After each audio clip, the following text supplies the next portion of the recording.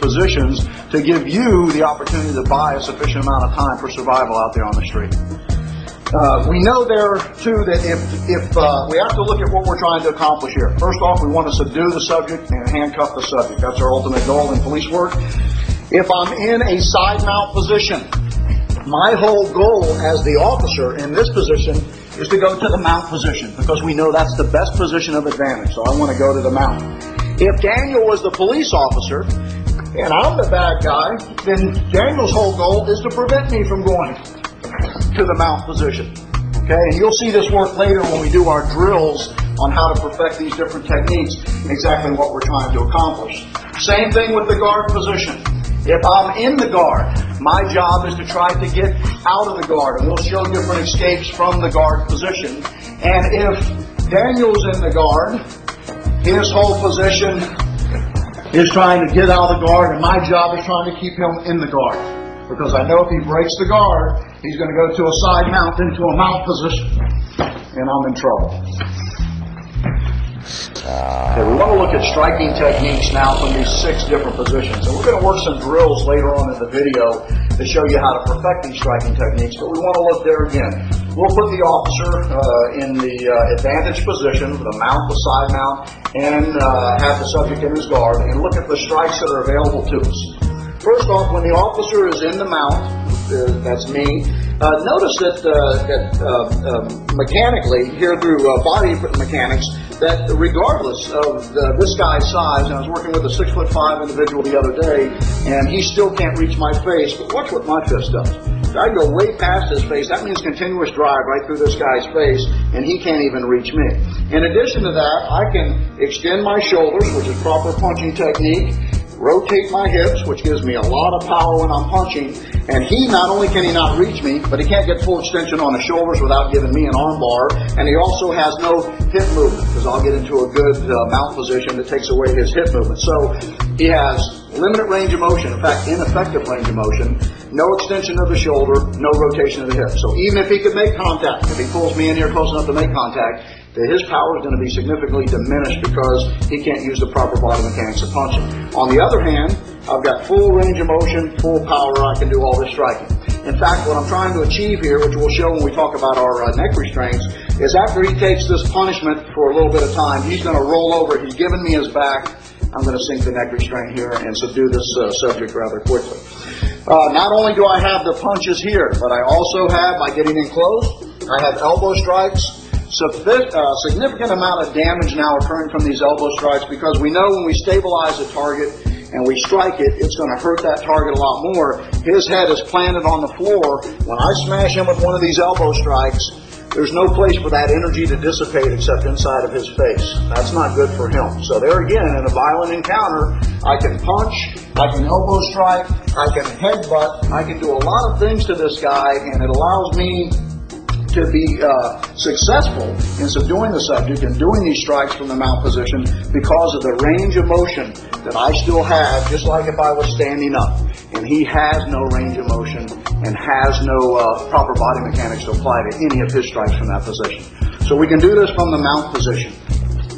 From the side mount position, where the officer still has the position of advantage, we come in here, and as I'm getting ready to apply, after the takedown has occurred, and I'm in the side mount position, first shot might be right here to the ribs. Hard knee strike right here to the ribs. As I'm coming down into my side mount position, I want to bury my elbow into his solar plexus. I'm going to hook his head here tightly. Softening up technique right here, perhaps. Softening up technique right here, perhaps. A reverse elbow strike right here to the side of the head, to the side of the neck. These are excellent softening up techniques. And just by these techniques alone, you may get the submission you're looking for and the ultimate control that you're attempting to achieve. So these strikes are always available to me. I can come in here, I can strike the groin on my way into a side mount. So I don't want to forget any of my strikes using my hands, my elbows, my knees, my headbutts are always in play for me here. There's no place that he can escape from any of these techniques because his body's on the ground. The third position of advantage, talking about strikes again, we're back to the subject being in the officer's guard. Here again, through control of his body with my legs, pushing him back, pulling him in, I can leave him at mid-range and develop some punches that I did not have in the mount, if you'll recall, but I do have them when I have him in my guard. I can punch him here, whatever targets of opportunity I have, I can give. I can stabilize the head, pull him in close, elbow strikes,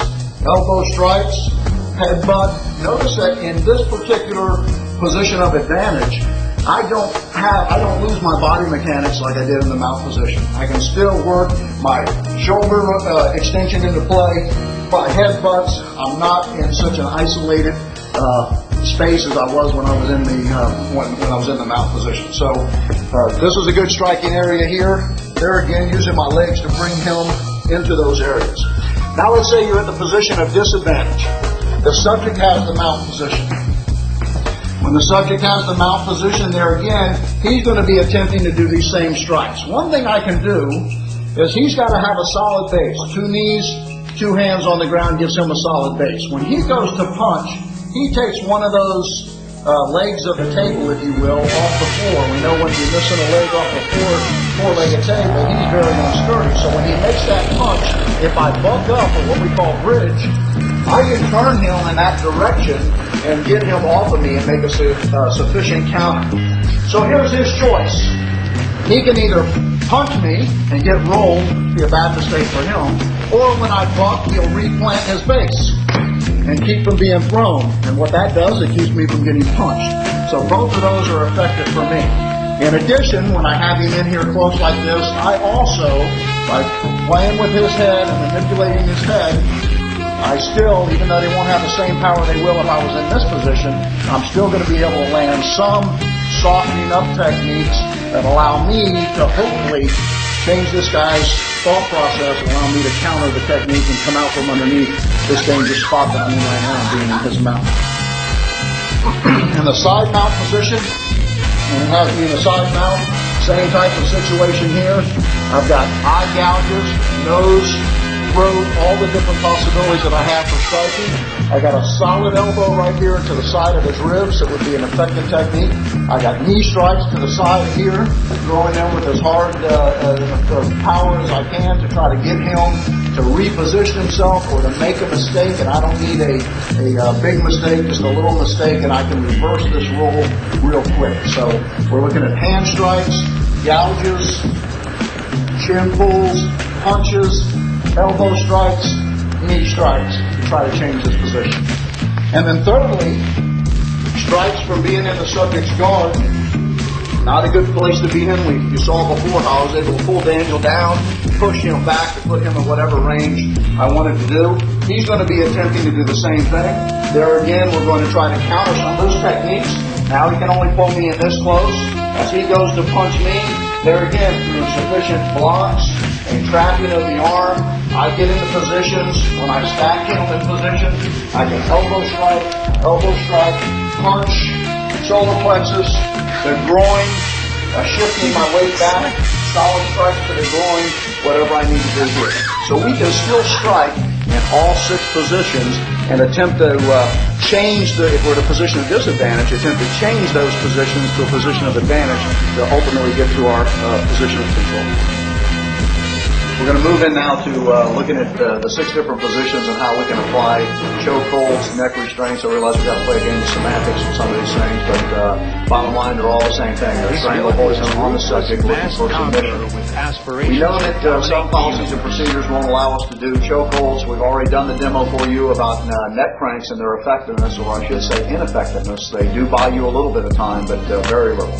So if you're going to use a neck crank, be ready for your position to be challenged rather quickly by the subject. We're going to start off here in the mount position. The best position of advantage for the officer to be in is in this mount position that we spoke about before.